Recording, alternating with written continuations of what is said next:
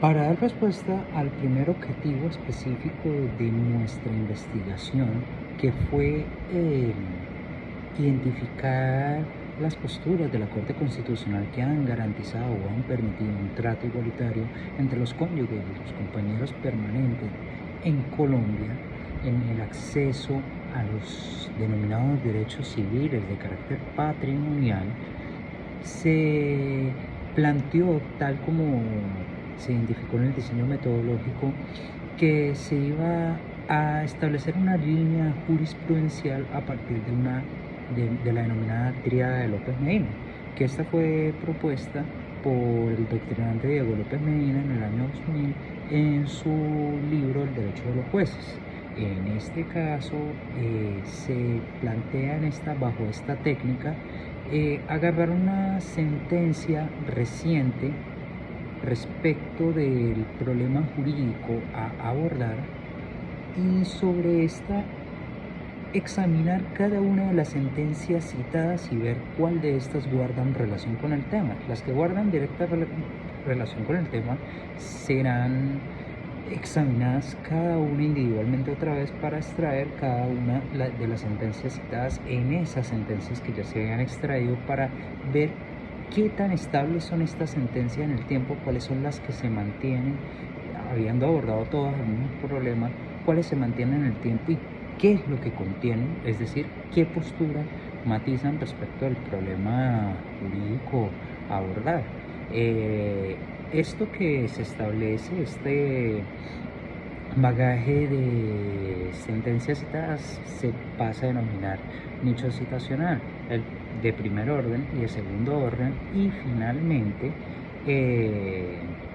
se establece que esto se logra a partir de la ingeniería inversa, es decir, pues se mira en retrospectiva, y por esto es que nuestra investigación se hizo bajo un diseño de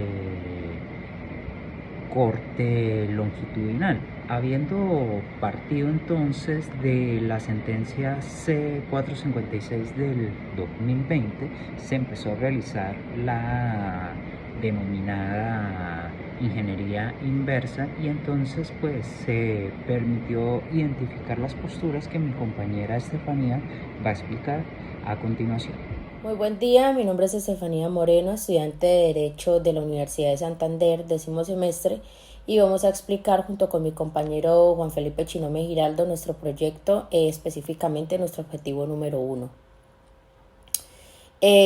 Respecto o habiéndose identificado ya las sentencias de nuestra línea jurisprudencial,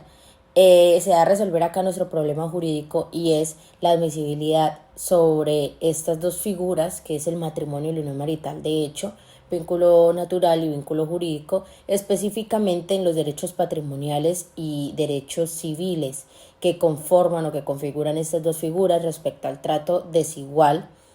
que se ha tenido a lo largo del tiempo respecto a la Corte Constitucional, todo respecto a lo legal.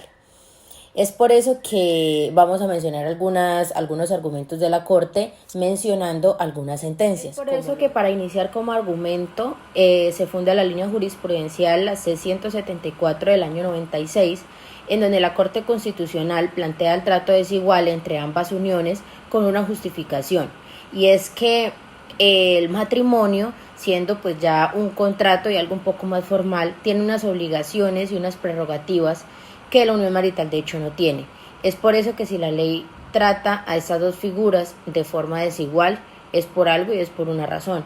Entonces, sí justifica en esta sentencia que haya un trato desigual respecto al vínculo jurídico y vínculo natural, como lo es pues el vínculo natural, la unión marital de hecho, dos personas que se unen de forma ininterrumpida en un tiempo determinado, y el vínculo jurídico, donde realmente, como lo es el matrimonio, hay un contrato, hay unas obligaciones, y pues se debe llevar a cabo. Este trato desigual se consolida y nace y se apoya en las siguientes sentencias, que son la C-533 del 2000 y la C-821 del 2005, donde se precisa esta posición y en la que no se puede establecer un plano de igualdad entre quienes la Constitución y la ley establecen dos figuras totalmente diferentes. Materialmente pues nacían de manera distinta, como lo aclaré al inicio, es un vínculo natural, la otra es un vínculo jurídico, por lo que si hay una distinción se debe llevar a cabo de esa misma forma. Ahora bien, independientemente de las figuras y de su nacimiento o cómo fue,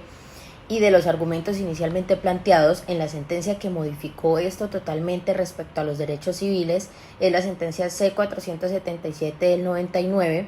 por la Corte Constitucional, donde hace ya un poco un trato de igualdad respecto a los derechos civiles, como por ejemplo el adoptar,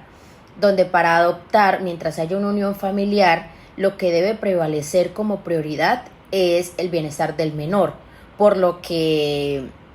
independientemente a cómo nace la vida jurídica, bien sea matrimonio o bien sea unión marital de hecho, el menor tiene derechos, tiene prioridades y tiene, pues, valga la redundancia, derecho a acceder a una familia. Por lo que mientras exista, ya empieza a existir un trato un poco más igual respecto a estas dos figuras, ya en temas de derechos civiles. Finalmente se puede decir que el desarrollo de estas dos posturas tardó en formalizarse y en consolidarse varios años, en construirse, y en concreto el acceso a la igualdad pues se fue dando, se fue formalizando ya con la sentencia C-283 del 2011, donde se determina que el acceso debe darse en un plano de igualdad, en razón de que la naturaleza de la porción conyugal no radica en calidad del vínculo, bien sea natural o bien sea jurídico, bien sea matrimonio o bien sea unión marital de hecho.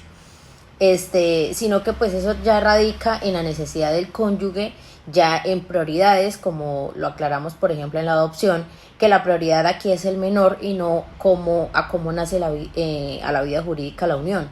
Entonces, llevándose así la sentencia ya 238 del 2012, resulta forzoso hacer lo propio en lo que respecta a las cargas y deberes que se encuentran vinculados a estos derechos. Muchas gracias.